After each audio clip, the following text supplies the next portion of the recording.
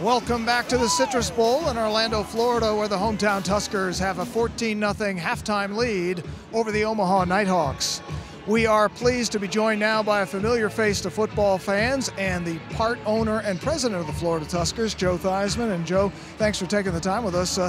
First thought, as a former quarterback, watching Chris Greisen in his first outdoor start since college in 1998, what do you think until that last pass with the interception? I think Chris has thrown the ball very well. He threw the ball well in practice over the last couple of days, and Brooks has a little bit of a finger problem, a little bit of a neck problem, and this is what you have to do when you're a backup quarterback. You don't get a lot of work, and you're called upon to step in and play at a very high level, and so far, other than one pass, he's done that. He has done that. Your defense has done a great job. And now the job ahead of you in terms of being management of this team is, as you look at this, what do you think your biggest challenge is with the Tuskers here in Orlando? I think one of the biggest challenges that we face as an organization is just letting people know that we're here, getting ourselves out into the community, understanding that this is professional football in the Orlando area.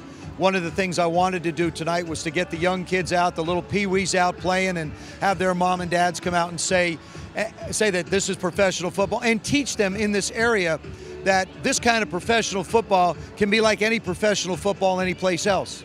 When you play in a great field, but the stadium's so large, is there any thought down the road in terms of maybe in a different venue or areas, or as the future of the Tuskers goes on, what are you thinking about? Well, that's one of the things that we look at as we go forward as far as the management of our organization goes, is we want to be able to pack a stadium. This is roughly 65,000 people.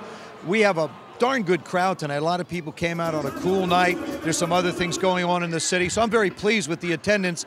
But in the embryonic stages where we are as we build the organization, we're going to look at a lot of different opportunities. We certainly appreciate the Citrus Bowl giving us a chance to be here, to be able to put the games on HDNet, having the games on TV, getting a chance to see it around the country, learning about the UFL, the players like Jeff Garcia, Amon Green, Mark Clayton in. We have a lot of guys that people are familiar with, and as a matter of fact, in the last couple of years, has probably had on their fantasy teams. And you are a guy that, yes, we know you from the NFL and the Redskins, and you're leading them to that Super Bowl 17 win, which doesn't seem like that long ago.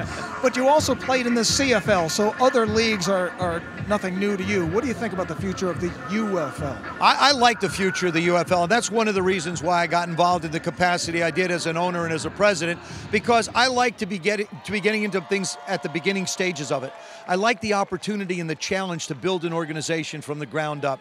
I'd always thought about wanting to run an organization. Of course, I'm sure Paul McGuire is going to have some comments about me running things, because Paul and I spent a lot of years together in booth, and I love the guy. I mean, he's one of the prince of men that I've ever known in the world, but I'm sure he's going to have some comments about me wanting to run something. But we have a chance to build this from the ground up. The UFL is not going to be like other organizations that have come and gone. We're taking our time, we're building it judiciously, we're going to build the fan base, and people are going to know that the cities that we go to, you have professional football with athletes that you've known. And also from an athletic standpoint, these guys are here because they love the game. I talked to Jeff Garcia, for example, before the game, and I said, "Why are you doing this?" He said, "You know, Joe, I just love football."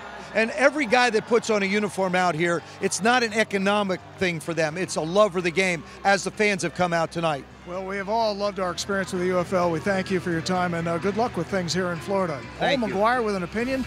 Who knew? We're at halftime here in Orlando. The Tuskers with a 14-0 lead. Paul McGuire and Kenny Rice. We'll be back in a moment. This is the UFL on HDNet.